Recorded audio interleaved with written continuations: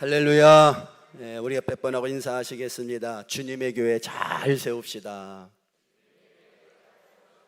아멘.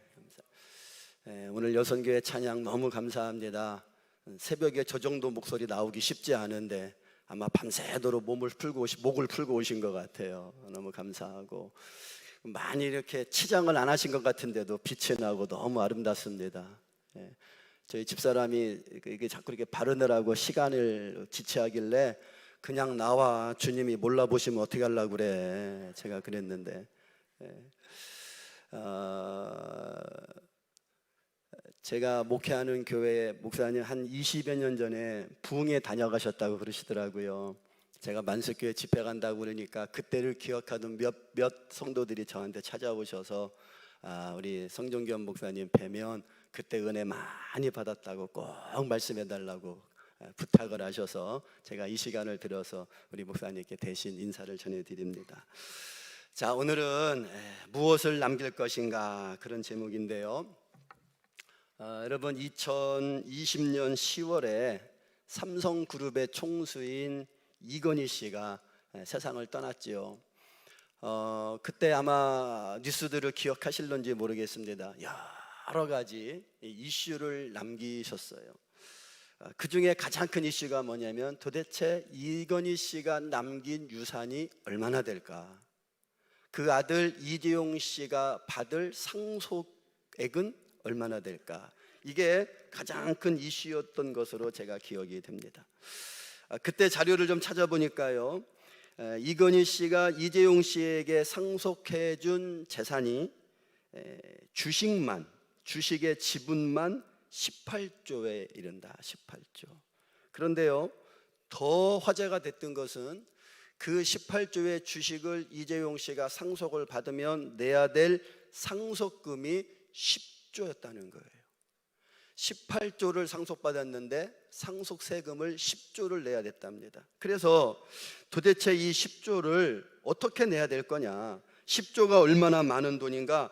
2017년부터 2019년까지 3년 동안 거둬들인 우리나라 전체 상속세 총액과 버금가는 액수랍니다. 이 10조의 상속세가.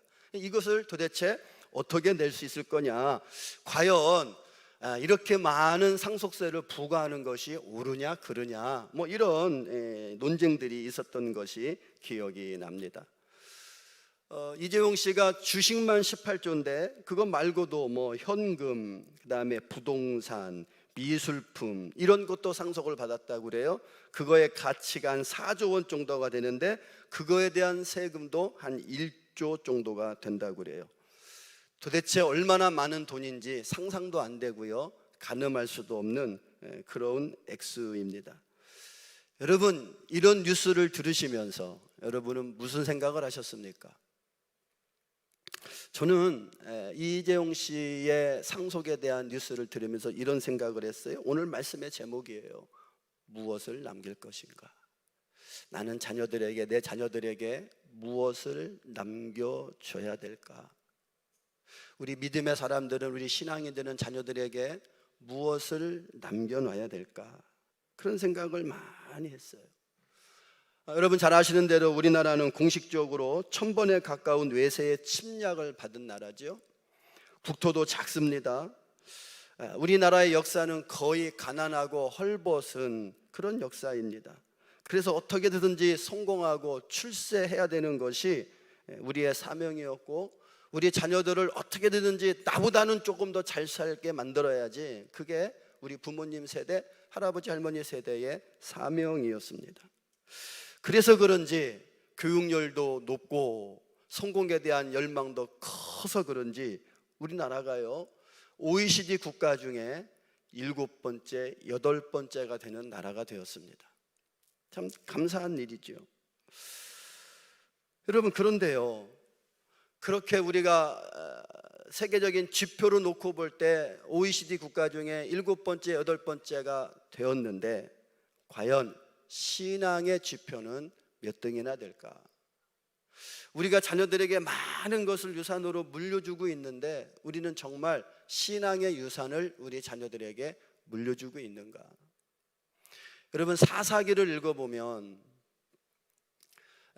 사사기에 많은 이야기들이 나오는데요, 그 사사기가 말하고 싶은 핵심 메시지가 뭐냐? 믿음의 세대가 끊어진 아픔이라는 거예요. 믿음의 세대가 끊어진 아픔. 사무엘이 마지막 죽기 전에 사람들을 다 모아놓고 나와 내 집은 하나님만 섬기기로 결단했는데 당신들은 어떻게 할 거요? 그러니까 백성들이 다 우리도 하나님만 섬기겠습니다, 그렇게 약속을 했어요. 그런데 그 사무엘, 그 여호수아 세대가 다 죽고 난 다음에 성경에 뭐라고 나와요? 그 세대들은 다 떠나가고 그 다음 세대는 하나님을 알지 못하더라, 그렇게 나와요. 그게 사사기에 반복적으로 등장을 합니다. 무슨 얘기입니까? 부모 세대는 하나님을 잘 섬겼는데 그 다음 세대는 하나님을 알지 못했다? 무슨 얘기예요? 자녀 세대들에게 하나님을 가르쳐주지 않았다는 거지요. 부모 세대가 나는 열심히 신앙생활 잘했는데 자녀 세대들에게 신앙의 모범을 보이지 않았다는 거죠. 그러니까 그 다음 세대는 하나님을 알지 못했다, 그렇게 성경에 말하고 있는 거 아닙니까? 과연 우리나라의 기독교의 역사는 어떨까요? 과연 우리는 자자손손 대대로 우리 후손들에게 좋은 신앙의 유산을 남겨주고 있을까요? 저는 이재용 씨의 이 뉴스를 그때 당시 들으면서 그런 고민을 많이 했고, 그래서 그때 그 이재용 씨, 이건희 씨가 돌아가신 그 뉴스가 터진 그 다음 주에 제가 오늘 이 말씀을 준비해서 주일날 성도들과 이 말씀으로 함께 은혜를 나누었어요. 자, 오늘 우리가 창세기 5장을 읽었는데요, 32절 끝까지 다 읽어야 되는데 새벽의 시간에 좀 시간을 아끼기 위해서 5절까지만 읽었습니다. 여러분 성경을 다 펴놓으셨을 테니까요, 그 뒤에 32절까지 쭉 그 눈으로 훑어보면 가장 많이 나오는 단어가 뭡니까? 살고 낳고 죽었더라. 창세기 5장은 그 얘기를 하고 있어요. 살고 낳고 죽었더라. 자, 그냥 아무 생각 없이 읽으면 누가 몇 세에 누구를 낳고 몇 세까지 살다가 몇 세에 죽었더라, 낳고 살고 낳고 죽고, 그게 전부인 것 같은 창세기 5장. 이 창세기 5장이 왜 성경에 기록되어 있을까? 이 창세기 5장이 우리에게 주는 메시지가 뭘까? 오늘 이 부분을 좀 같이 나누려고 그래요. 여러분, 창세기 5장은 아무것도 아닌 것 같지만, 살았다, 낳았다, 죽었다, 그 얘기만 있는 것 같지만, 이 창세기 5장이 우리에게 주는 메시지는 우리 자녀들에게 물려줘야 될 신앙의 유산이 얼마나 소중한지를 가르쳐주고 있습니다. 자, 그러면 우리가 자녀들에게 어떤 신앙의 유산을 물려줘야 될까요? 첫 번째, 한번 따라해 보실까요? 복의 유산. 우리는 자녀들에게 복의 유산을 물려줘야 됩니다. 하나님께서 인간을 창조하신 목적을 오늘 본문 2절에 분명히 말씀하고 있어요. 2절을 같이 한번 읽어볼까요? 시작. 남자와 여자를 창조하셨고 그들이 창조되던 날에 하나님이 그들에게 뭘 주셨다고요? 복을 주셨다. 복을 주셨다. 여러분, 하나님은 인간을 그냥 만들어만 놓은 게 아니라 인간을 만드시고 그 인간에게 복을 주셔서 복되게 살아가게 하셨다는 거예요. 그러니까 하나님은 우리가 복을 받기를 원하시고, 하나님은 우리에게 복 주시는 하나님이시고, 이 하나님의 복을 사모하고 이 복을 위해 기도하고 이 복이 자녀들에게 흘러가도록 자녀들에게 이 복의 유산을 남기는 것이 매우 중요하다는 거죠. 그런데 그럼 어떤 복일까요? 그게 중요하잖아요. 어떤 복일까요? 하나님이 우리에게 말씀하시는 복은 어떤 복일까요? 여러 가지 복이 있지만 창세기를 통해서 우리에게 말씀하시는, 하나님이 우리에게 주시는 복은 뭐냐? 자손을 이어가는 복. 자손을 이어가는 복. 하나님이 아담과 하와를 직접 만드셨어요. 창조하셨어요. 그리고 그 아담과 하와에게 부여하신 사명이 있는데, 그게 뭐냐면 하나님을 대신한 창조의 사명을 부여해 주셨어요. 그래서 아담 하와 이후에는 모든 인간은 부부의 관계를 통해서 태어나는 거예요.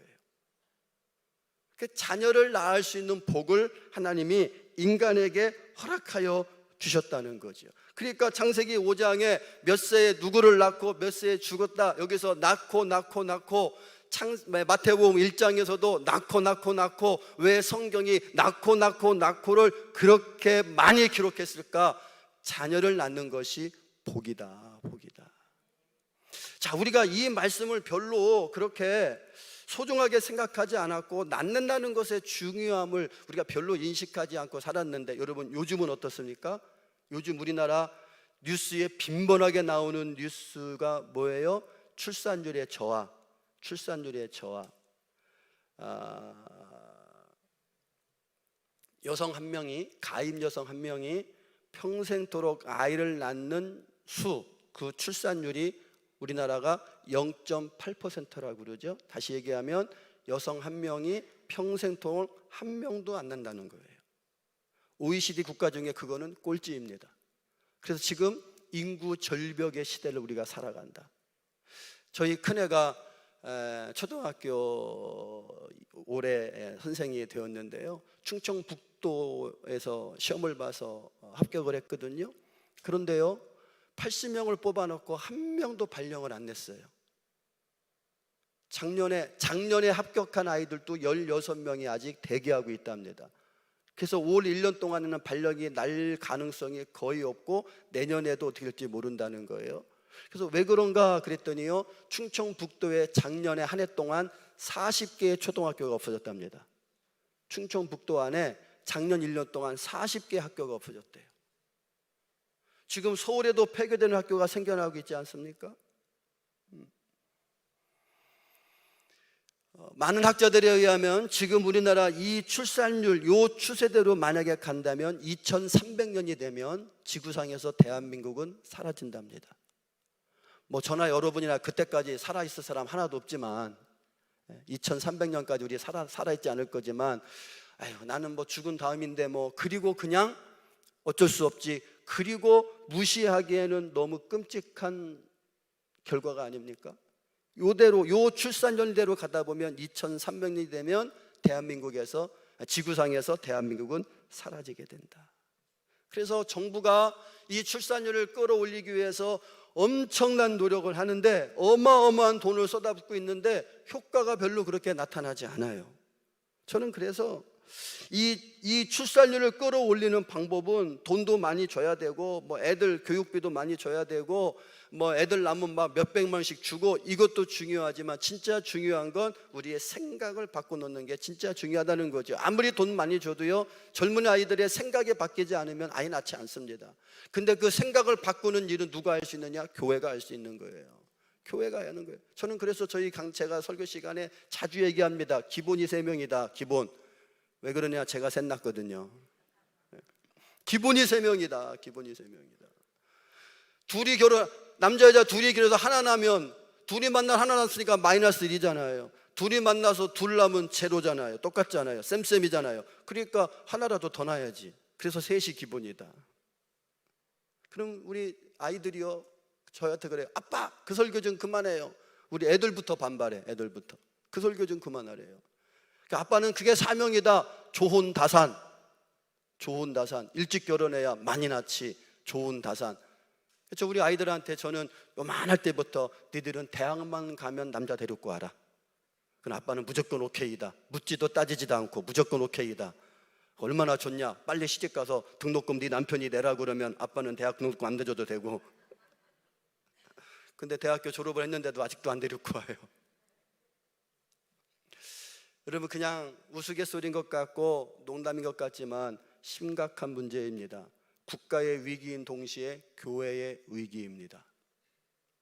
그래서 교회에서 자녀들을 좀 많이 낳을 수 있는, 그래도 엊그저께 뉴스를 보니까요, 조금 고무적인 통계가 나왔는데 출산율은 좀 줄었는데 결혼율은 작년보다 올라갔다고 그래요. 아무래도 이제 코로나가 풀렸으니까, 그러니까 아마 결혼율은 조금 올라간 것 같은데, 근데 그거는 미비하게 올라간 거고 출산율은 계속 지금 떨어지고 있거든요.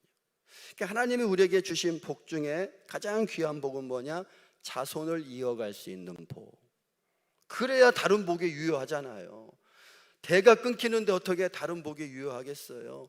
대가 계속 이어져 가야 그 다른 복이 그 다음에 복을 이야기할 수 있잖아요. 그러니까 하나님이 우리에게 이 복을 주셨다. 그리고 하나님이 부모에게 자녀를 축복하는 권한을 주셨다는 거지요. 여러분, 우리가 일반적으로 전통적인 교회에서 안수는 목사님만 하게 돼 있어요. 그렇죠? 만수교회도 그렇죠? 예, 안수는 특별한 경우가 아니면 목사님이 하도록 돼 있습니다. 그런데 성경의 원리가 그런데 주의 종들이 안수하게 돼 있는데, 근데 성경에서 이 안수의 고난을 풀어놓은 게 있는데 그게 바로 부모예요. 부모는 자녀에게 마음껏 안수할 수 있도록, 마음껏 복을 빌어줄 수 있도록. 그래서 구약을 보면 아버지가 꼭 임종 직전에 자녀들을 다 모아놓고 그 자녀들의 머리 위에 손을 얹고 축복의 기도를 하잖아요. 대표적인 게 야곱의 축복 아닙니까? 12명의 자녀들 다 불러놓고 손을 얹고 한 사람 한 사람 이름을 불러가면서 하나님이 그들의 인생 속에 어떻게 일하실지 예언하며 복을 빌어줬어요. 그런데 이 복을 빌을 때에 원칙이 있더라고요. 성경에 보니까 첫 번째는 안수를 하면서, 머리 위에 손을 얹으면서, 혹은 허그를 하면서, 혹은 키스를 하면서, 입 맞추면서, 혹은 손을 잡고. 다시 말하면 접촉이에요. 접촉. 부모가 자녀에게 복을 빌 때는 반드시 접촉을 통해서 복을 빌더라. 여러분, 히브리적 사고에 있어서 이 접촉은 굉장히 중요합니다. 매우 중요해요. 왜냐하면 접촉은 전이 혹은 전가의 의미가 있어요. 하나님 앞에 제사를 지낼 때 양을 끌고 와서 양의 머리에 손을 얹고 안수하고 양을 잡죠. 그게 뭐예요? 내 죄를 그 양에게 전가시키는 거예요. 내가 죽어야 되는데 내 목숨은 하나밖에 없으니까 내 대신 내 죄를 다 양에게 덮어 씌워서, 뒤집어 씌워서 네가 나 대신 죽어라. 그리고 내 죄를 전가시켜서 양이 피 흘려 죽음으로 내 죄를 사함받도록. 그게 구약의 제사의 원리죠. 안수는 전가다. 좋은 것이든 나쁜 것이든 접촉을 통해서 이 사람을 통해서 저 사람에게로 넘어간다고 생각을 했어요. 그래서 구약에 보면, 레위기에 보면 부정한 거를 만지면, 뭐 피를 만지면, 시체를 만지면 반드시 7일 혹은 뭐 10일 이렇게 정결 예식을 갖게 돼 있죠.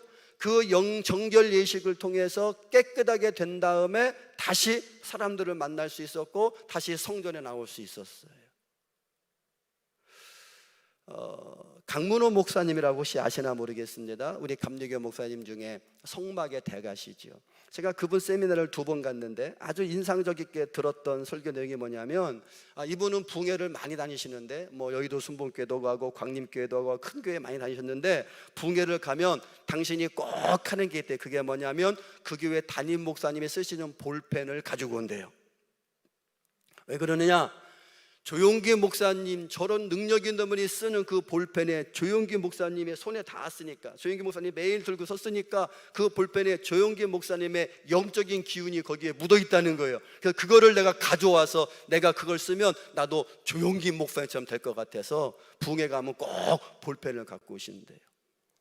성유한 목사님, 저 볼펜 하나 주세요. 목사님 쓰시던 거. 그게 구약적 히브리적 사고 방식이었어요. 성막을 공부하신 분이니까 이 강문호 목사님은 붕에 가면 꼭 그랬다고 그래요. 그러니까 접촉이 그렇게 중요한 거예요.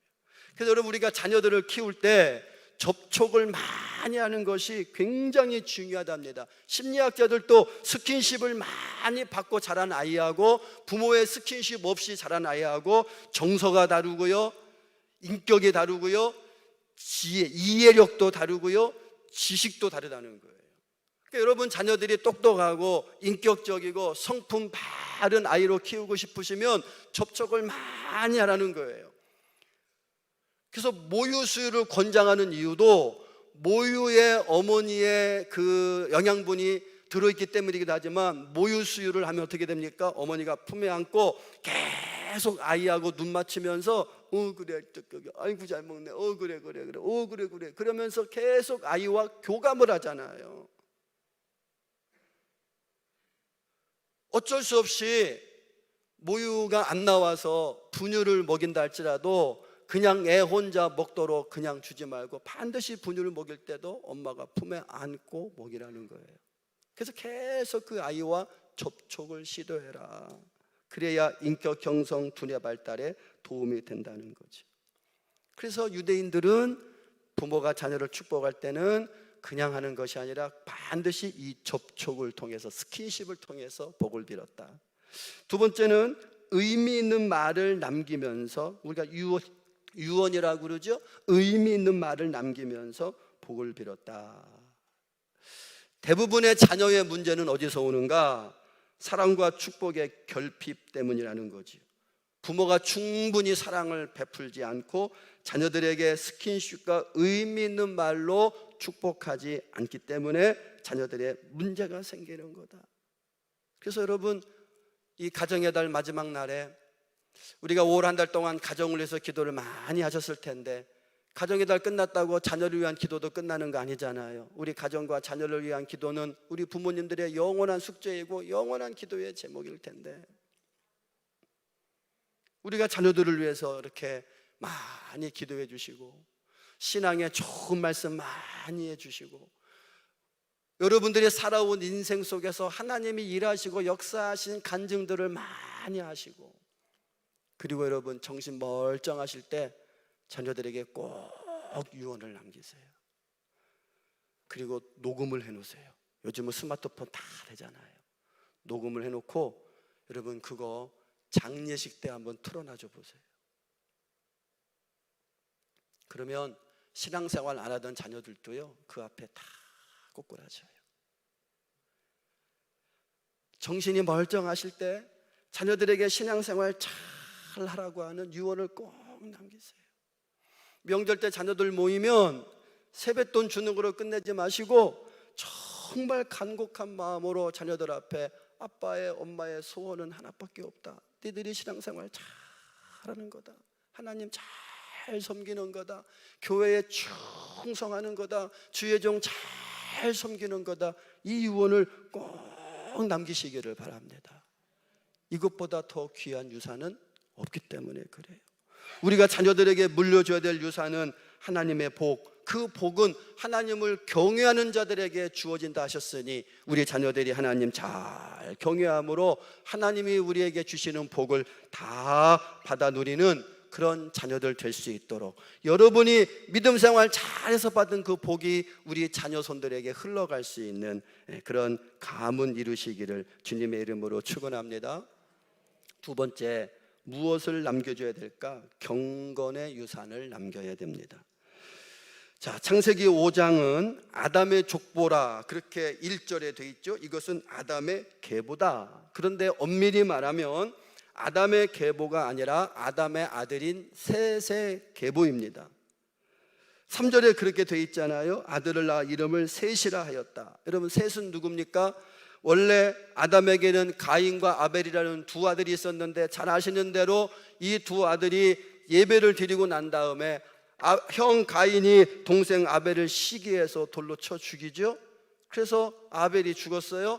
그 다음에 이 가인도 자기 동생을 죽인 죄 때문에 에덴 동산에서 쫓겨나게 됩니다. 졸지에 아담과 하와가 두 아들을 다 잃은 거예요. 얼마나 상심이 크겠습니까? 얼마나 마음이 아프겠어요. 그래서 하나님께서 그 아담과 하와를 위로하시기 위해서 세 번째 아들을 주셨는데, 그 아들의 이름이 셋이에요.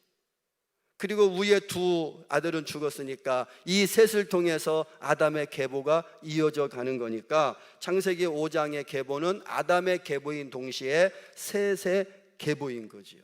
근데 이 셋의 계보, 이 족보는 어떠한 족보인가? 경건의 족보라는 거예요. 경건의 족보. 쭉 그 아담과 하와를 통한 경건이 아들 셋을 통해서 또 그 자손들을 계속 흘러가다가 이 경건의 결정체, 경건의 최고봉이 하나 등장하는데, 그게 누구냐면 21절, 24절에 나오는 에녹이라고 하는 사람입니다.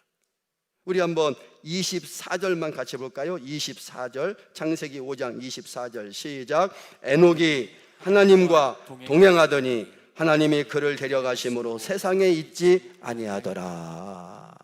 하나님, 에녹이 하나님과 어떻게 했다고요? 동행했다고요. 하나님과 함께 했다고요. 예, 신앙의 절정이죠. 하나님과 동행하는 삶, 하나님과 동행하는 삶. 여러분, 하나님과 동행한다면 어떻게 되겠습니까? 하나님이 내 옆에서 나와 같이 길을 걷고 계시다고 한다면 우리의 행동거지가 어떻겠습니까?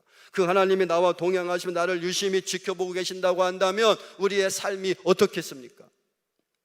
대전에 제가 아는 교회 목사님, 제가 잘 아는 목사님 교회가 동네 한복판에 있어서 그 교회 앞으로 동네 사람들이 이렇게 지나다녀요.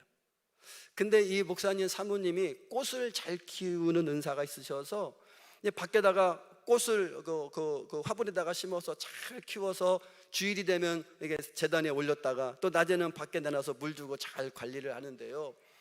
이 꽃이 자꾸 하나씩 둘씩 없어진다는 거예요. 동네 사람들이 지나다니니까. 근데 지금은 뭐 CCTV가 많지만 한 20년 전 얘기인데 그때는 CCTV가 이렇게 보급되지 않은 때인데 이 목사님이 고민하다가 CCTV를 달아야 되겠다. 그런데 CCTV가 지금처럼 이럴 때가 아니어서 CCTV가 굉장히 비싸더래요. 그런데 문방구에 가니까요 가짜 CCTV가 있더래요. 빨간불만 껌뻑껌뻑 하는 거, 장난감. 그거를 갖다가 걸어놓고 그 밑에다가 CCTV 촬영 중 빨간색으로 써붙여놨대요. 그랬더니 하나도 안 없어지더래요. 여러분 보세요. 그냥 사람이 지켜만 봐도 우리의 행동거지가 달라지잖아요. CCTV가 지켜만 봐도 내 행동거지가 달라지잖아요.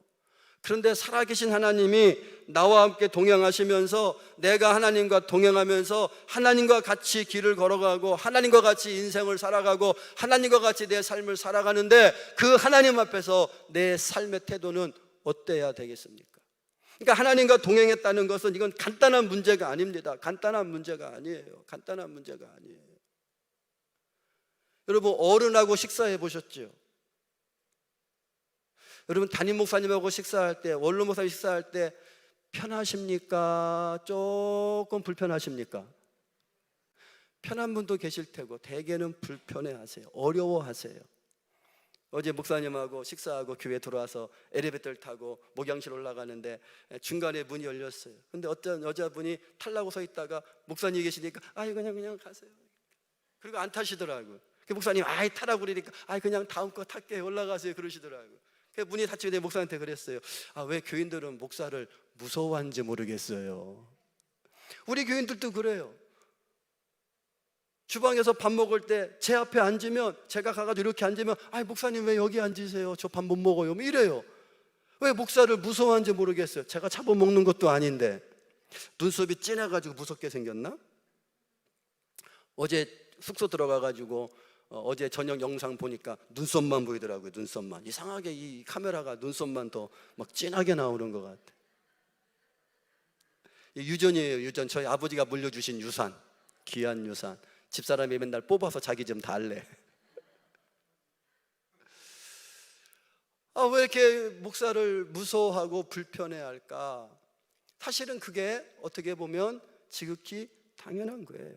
목사님을 존경하고 목사님을 사랑하면 그 목사님이 생김새가 무서운 게 아니라 그 목사님의 영적인 권위 앞에 나도 모르게 머리가 숙여지는 거죠.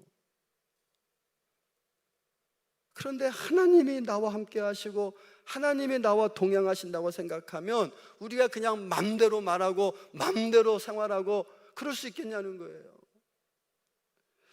그러니까 이 에녹은 하나님과 동행했다, 이 말은 그의 경건의 최고봉이었다. 하나님과 함께하면서 하나님이 지켜보시는 가운데 그는 하나님이 인정할 만한 삶을 살았다. 그래서 그 에녹은요 인류 최초로 죽음을 맛보지 아니하고 하나님과 동행하다가 산채로 하나님 나라에 들림받은 휴거한 사람이 되지 않았습니까? 경건의 최고봉. 이 아담의 계보는, 셋의 계보는 바로 이런 경건의 계보였다. 경건의 유산이 자손들에게 흘러간 이야기를 지금 창세기 5장이 하고 있는 겁니다. 여러분 그런데요 이 창세기 5장 셋의 계보 앞뒤에 어떤 이야기가 등장하는가? 여러분 집에 가셔서 한번 꼭 읽어보세요. 그 앞에 창세기 4장을 읽어보면 이 창세기 4장 특별히 16절로 24절은 동생을 죽인 살인자 가인의 계보인데 이 계보는 불경건한 계보예요. 이 가인의 계보에 또 최고봉이 있습니다. 경건의 최고봉이 에녹이었듯이 불경건의 최고봉은 라멕이라고 한 사람이에요. 라멕이라는 사람. 이 라멕은 어떤 사람인가? 이 라멕의 후손들은 인류 문명의 창시자들인데, 큰아들은 가축을 키웠고, 둘째 아들은 악기를 다뤘고, 셋째 아들은 무기를 제작했는데, 가축을 길렀다는 것은 살생을 했다는 거고, 악기를 만들었다는 것은 쾌락을 즐겼다는 것이고, 무기를 만들었다는 것은 살인을 했다는 거예요.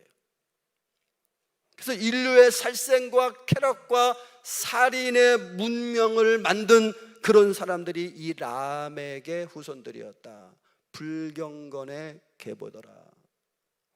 그 다음에 창세기 5장 뒤에 나오는 창세기 6장, 우리가 너무 잘 아는 노아의 계보가 나옵니다. 노아의 이야기가 나와요. 여러분, 노아 시대 창세기 6장 1절에 가니까 사람이 땅 위에 번성하기 시작할 때에, 그리고 5절에 보니까 여호와께서 사람들의 죄악이 세상에 가득함과 그의 마음으로 생각하는 모든 계획이 항상 악할 뿐임을 보시고 그랬어요. 노아 시대 사람들은 어떤 사람들이었다고요? 그들이 생각하는 것이 항상 악했다. 생각하는 것마다 악한 생각을 했다. 그의 마음에 악함이 가득 찼다. 그래서 하나님이 더 이상 두고 볼 수 없어서 내가 사람 만든 것을 후회한다. 그리고 비를 내려서 인류를 다 쓸어버리겠다. 그 선언을 하시는 것이 창세기 6장이잖아요. 근데 그 창세기 6장, 이 불경건한 사람들은 누구의 후손이냐? 가인의 후손들의 가인의 후손들. 그래서 창세기 6장도 물론 노아의 이야기가 나오지만 노아의 가족 이외에 나머지 사람들은 다 가인의 후손들, 불경건의 후손들이었다. 그러니까요, 보세요. 창세기 5장 경건의 계보를 놓고 앞뒤로 아래 위로 불경건의 사람들의 계보를 거기다가 기록한 이유가 무엇일까? 여러분, 세상은 악으로 가득하다는 거예요. 우리가 살아가는 이 세상은 우리가 신앙생활 잘하도록 내버려 두지 않습니다. 사실 요즘 같은 세상에 신앙생활 잘하는 것이 그렇게 녹록지 않습니다. 만만치 않습니다. 믿음으로 살아가는 것이 쉽지 않습니다. 어렵습니다. 세상의 문화가 그렇습니다. 세상의 가치관이 그렇습니다. 특별히 우리 자녀 세대들이 살아가는 이 세상은 너무나 신앙생활하기 어려운 세상입니다. 그래서 지금 우리나라 10대, 20대 복음화율이 2%밖에 안 된다는 거 아니에요. 선교학적으로 복음화 비율 3% 이하면 미전도 종족이라고 그러잖아요. 여러분, 우리 기독교인들이 인구의 4분의 1이다, 25%가 기독교인이다 그렇게 말하고 있지만 10대, 20대는 2%밖에 안 돼요. 2%밖에. 미전도 종족이에요. 큰일 나지 않았습니까? 우리 어른 세대는 25%가 예수 믿는다고 그거를 자랑하는데 10대, 20대로 내려가면 2%밖에 신앙생활을 안 한다는 거예요. 미전도 종족이라는 거예요. 저희 딸이 대학을 다니는데요, 그때 코로나가 터졌잖아요. 대학교 2학년 때 코로나가 터졌어요. 그때 뭐 교회들이 얼마나 많은 지탄을 받았습니까? 그런데 우리 딸 큰애 제일 친한 친구가 한번 밥을 먹는데 그러더래요. 예은아, 내가 정말 너를 위해서 하는 말인데 너 어디 가서 목사님 딸이라고 하지 마.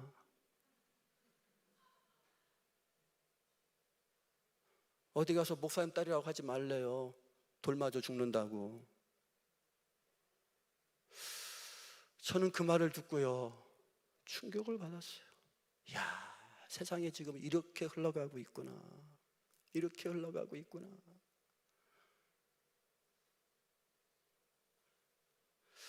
이렇게 세상이 지금 악하게 흘러가고 있구나. 여러분, 지금 우리 아주 교회를 위협하는 심각한 이슈 중에 하나가 동성애 문제 아닙니까? 뭐 다 좋아요. 다 좋아요. 다 나름대로 생각이 있고 가치관이 있으니까. 굉장히 중요한 이슈고 민감한 이슈니까 참 다루기도 어렵고 설교하기도 어려운 주제인 거는 사실이에요. 그리고 이거 설교 잘못했다가 특히 요즘은 다 유튜브로 다 생중계되고 유튜브로 계속 남아서 조회가 가능하니까 이 동성애 설교 잘못했다가 여론의 문매를 맞기도 하지요. 저는 재작년에 3달 동안 주일날 동성애 설교만 계속했어요. 그랬더니 저희 교회 유튜브가 난리가 났어요. 제가 그래서 댓글 못 달게 다 차단시켜 놔버렸어요. 거기서 제가 논쟁할 이유도 없고 그거 논쟁하느라 에너지 소모할 필요도 없고 나는 하나님의 말씀 성경이 말한 대로 설교한 거니까 당신들 할 말 있으면 딴 데 가서 하시라고, 그리고 그냥 교인들한테 선포하고, 그리고 댓글 다는 걸 닫아버리고, 그리고 유튜브 중계도 저희는 딱 주일날 한 번만 해요. 한 번만. 어쩔 수 없이 이제 그것도 이제 닫으려고 그래. 이제 코로나 끝났으니까. 자, 어쨌든 이런 설교, 민감한 설교하면 여론의 지탄을 받고 공격을 받고 그러니까 목사님들이 또 이런 문제를 잘 다루지도 못해요. 그러며 세상은 점점 더 악한 세상으로 흘러갑니다. 여러분, 최소한 동성애가 뭐 좋다, 나쁘다, 옳다, 그르다 다 사람의 생각과 사람의 주장이 있는데, 동성애를 찬성하는 분들은 나름대로 이런저러한 이유를 들어서 우리는 동성애를 찬성합니다 라고 말할 수 있는 자유가 보장된다고 한다면, 반대로 우리 믿음의 사람들이 하나님의 말씀에 근거해서 혹은 뭐 이런저러한 과학적인 이유를 들어서 나는 동성애를 반대합니다 라는 말도 할 수 있는 자유가 주어져야 되는 거 아니에요? 그게 정상적인 나라 아닙니까? 그게 민주주의 국가 아닙니까? 그런데 지금 차별금지법, 동성애법 이런 건 어떻게 하는 거예요? 동성애를 나쁘다, 반대한다는 말조차도 하지 못하게 만들겠다는 거잖아요. 그 문제가 있는 거죠. 우리는 우리의 신앙을 따라서, 우리의 가치관을 따라서, 성경의 가르침을 따라서 동성애는 잘못됐습니다, 그거를 말할 수 있는 그 권리까지도 빼앗아 간다고 한다면 문제가 있는 거죠. 그러면 자꾸 그래요. 기독교인들은 동성애자들을 경멸한다. 아니요, 우리는 동성애자들을 경멸하는 게 아니라 우리는 동성애자들도 사랑합니다. 그들도 복음 앞에 나와서 예수 믿고 구원받고 새 사람 되기를 간절히 바랍니다. 변화되기를 원합니다. 그러나 그렇다고 해서 동성애 자체를 인정할 수는 없는 거잖아요. 그거를 이야기하겠다는데 그 이야기도 못하는 법을 만들겠다. 문제가 있는 거죠. 세상이 지금 이렇게 흘러갑니다. 이렇게 악하게 사회가 흘러갑니다. 악한 문화들이 가득합니다. 중학교 앞에서 마약을 탄 음료수를 나누어 주는 세상이 어떻게 하다 우리나라가 이런 나라가 됐어요? 어떻게 중학생 자기 자녀들에게 마약을 탄 음료수를 나누어 주면서 그 아이들을 마약에 유혹하는, 어떻게 우리나라가 그런 나라가 됐냐고요. 중고등학생들이 핸드폰 들고 한 10분만 검색을 하면 쉽게 마약을 구입할 수 있는 그런 나라가 되었습니다. 지금 어떻게 우리나라가 이렇게 됐냐고요. 인구의 25%가 하나님을 믿고 교회를 다닌다고 그 숫자를 자랑하면서 우리가 경건의 유산을 자녀들에게 물려주지 못한 결과입니다. 나만 예수 잘 믿으면 되지, 그 잘못된 우리의 생각과 가치관과 행동이 불과 우리나라의 기독교 복음이 들어온 지 130년 만에 이런 결과를 낳았어요. 여러분, 어떻게 해야 됩니까? 어떻게 해야 돼요? 우리 부모님들이 자녀들에게 경건의 유산을 물려줘야 됩니다. 그게 우리의 사명입니다. 하나님이 우리에게 맡기신 사명입니다. 힘들고 어려워도 이 사명 우리가 감당해야 됩니다. 완수해야 됩니다. 그래야 우리의 미래가 있습니다. 그래야 교회의 미래가 있습니다. 또 그러는데 일반 청년들이 교회 와서 사역해라? 이제는 그게 어려운 시대, 불가능한 시대가 됐다는 거예요. 우리 부모들이, 부모 세대들이 우리 자녀 세대들에게 이 경건의 유산을 물려주지 못한 결과입니다.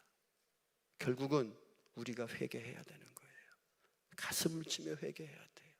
우리 자녀들이 이름을 불러가면서 통곡해야 돼요. 그냥 좋은 게 좋은 거지 뭐. 아이고, 요즘 애들 다 머리 커서 부모 말 듣나요? 그리고 방치해 둘 때가 아닙니다. 여러분, 조금 죄송한 비유인데, 집에 불이 났어요.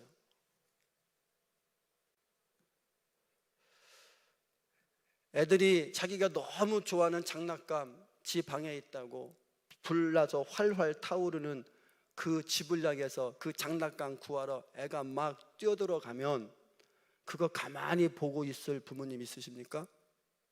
네가 좋아하는 장난감이니까 가서 가져와야지.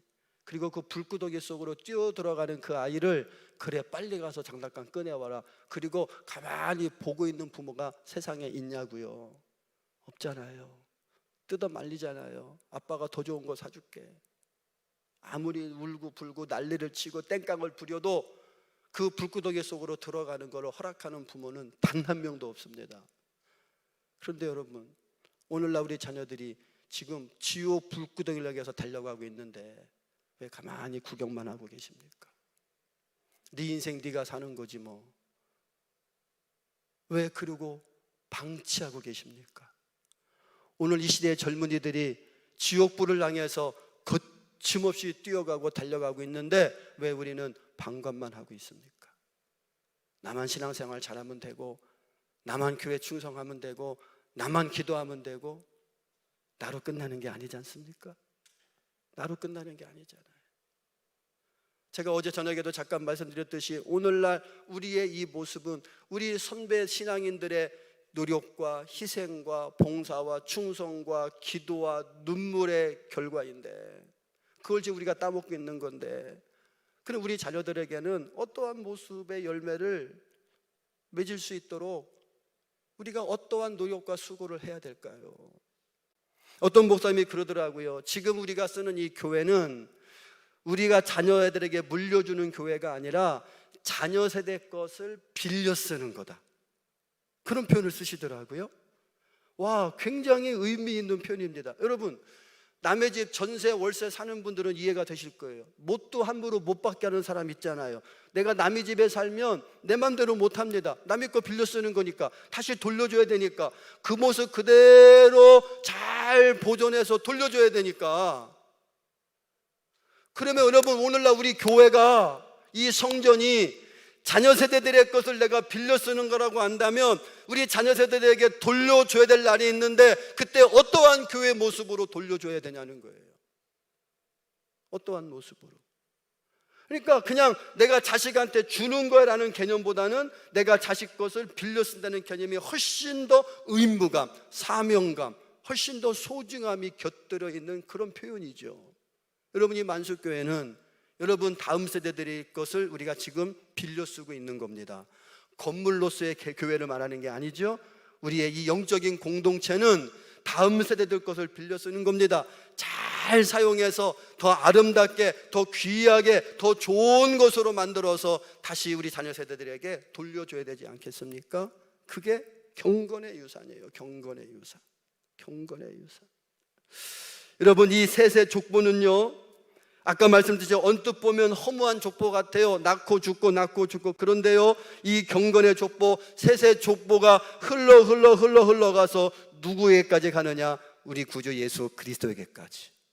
예수님의 족보는 셋의 족보입니다. 셋의 족보는 예수님의 족보입니다. 우리에게 영생을 주신 예수 그리스도, 그분까지 흘러갑니다. 이 경건의 유산이 흘러가서 예수 그리스도. 여러분, 우리가 그 경건의 유산을 흘려보내야 될 사명이 있다는 거죠. 이 경건의 셋의 유산은 영생의 유산인 거예요. 영생의 유산. 낳고 죽었다 아무리 많은 업적을 남긴다 하더라도 인간은 결국 죽어요. 우리는 다 죽습니다. 이 땅에 영원히 살아가는 사람 하나도 없습니다. 그런데 남는 것이 있어요. 우리의 믿음이 남고 신앙이 남고,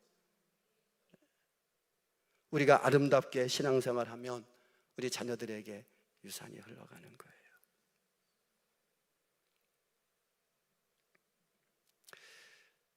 저희 위에는 둘은 딸이고 셋째가 아들인데요, 저는 셋째 아들을 날락에서 낳은 건 아닌데 하여튼 하나님이 주셨어요. 딸 둘 낳고 아들을 또 주셨는데, 저희 집사람이 셋째 임신의 사실을 알고 2박 3일 식음을 전폐하고 누웠어요. 요즘 같은 세상에 누가 셋을 낳냐고. 그러면서 하나님한테 그렇게 기도했대요. 하나님, 셋째도 딸이면 저 못 살아요. 그랬대요. 모르겠어요. 그 기도의 응답이신지 아들을 주셨어요. 저는 그때 이렇게 생각했어요. 하나님이 우리 집안에 아버지 목사, 저희 형님 목사, 저도 목사, 이 대를 이어가게 하시는구나. 저는 그래서 그 아이 태어날 때 뱃속에 있을 때부터 이 아이는 목사가 되었으면 좋겠다, 그렇게 기도하고 그렇게 키웠어요. 그런데 이 녀석이 신학교 간다는 대답을 안 해요. 고등학교 1학년이거든요. 너 뭐 될래? 그러면 신학교 간다는 말을 안 해요. 집사람이 그래요. 강요하지 말래요. 강요하지 말래요. 근데 저는 그런 생각을 가지고 있어요. 제가 목회를 잘 했으면 아들이 아버지 목회 잘하는 모습을 보고 나도 목사가 돼야지, 그래야 맞을 것 같아요. 왜냐하면 제가 그렇게 해서 신학교를 갔거든요. 저희 아버지 목회 잘하시는 모습을 보고. 그래서 제가 우리 아들이 만약에 신학교를 안 가면 내가 목회를 잘못했나, 그런 마음이 들 것 같아서 제가 요새 기도를 많이 하고 있어요. 목사들이 목사가 되냐 안 되냐가 중요한 게 아니라 저는 우리 자녀들이 경건하게 살았으면 좋겠는 거예요. 이 악한 시대 속에서 신앙의 유산이 흘러가서 우리 자녀들을 통해서 아버지가 믿었던, 어머니가 믿었던 그 하나님을 믿는 믿음의 그 유산 속에서 살아갔으면 좋겠다는 기도의 제목을 가지고 있는 거예요. 여러분은 어떤 기도의 제목을 가지고 살아가십니까? 여러분은 여러분의 인생을 어떻게 아름다운 모습으로 자녀들에게 유산을 남기시겠습니까? 누가복음 14장 23절에 보면 강권하여 데려다가 내 집을 채우라 그랬거든요. 그 강권하다는 단어의 원어적인 의미가 뭔지 아세요? 죄송해요, 목을 비틀어서라도, 그런 뜻이에요. 강권한다는 말은 목을 비틀어서라도, 교회를 안 온다고 하는 사람들 목을 비틀어서라도 데리고 나오라는 거예요. 그럼 우리가 전도할 때 그런 심정으로 복음을 전하라고 주님이 말씀하시는데 우리 자녀들에게는 어떻게 해야 될까요? 우리 자녀들에게는 어떻게 해야 될까요? 우리 만수교회 성도 여러분들은 신앙의 유산을 남길 수 있는, 그래서 믿음의 세대가 끊어진 아픔을 겪지 아니하는 자자손손 대대로 하나님 잘 섬기는 그런 성도의 삶이 되시기를 바랍니다. 한 가지만 더 말씀드릴게요. 여러분, 그러기 위해서 어떻게 되냐? 절대로 자녀들 앞에서 교회 욕, 목사님 욕하지 마세요. 그거 자녀 인생 망치는 겁니다. 자녀들 듣는 데서 교회 욕하고 장로님들 욕하고 목사님 욕하는 거는요, 자녀 망치는 거예요. 저희 교회가 주차 차단기가 없었어요. 동네 사람들이 막 와서 차를 대서 너무 복잡해서 지난주에 차단기를 다뤘는데 그 차단기 설치하는 기사님하고 제가 나가서 이야기를 하다가 그 차단기 설치 기사가 그러는 거예요. 자기도 교회를 제가 물어봤죠. 기사님 교회 다니세요? 했더니 옛날에 다녔는데 지금 안 다니는데요. 왜 안 다니세요? 했더니 부모님한테 상처를 너무 많이 받았대요. 왜요? 그때 저희 아버지가 시골교회 장로님이었는데요, 목사님하고 맨날 싸워요 그러더라고요. 목사님하고 맨날 싸운대. 그 모습에 상처가 돼서 세 남매가 교회를 다 안 다닌대요. 여러분,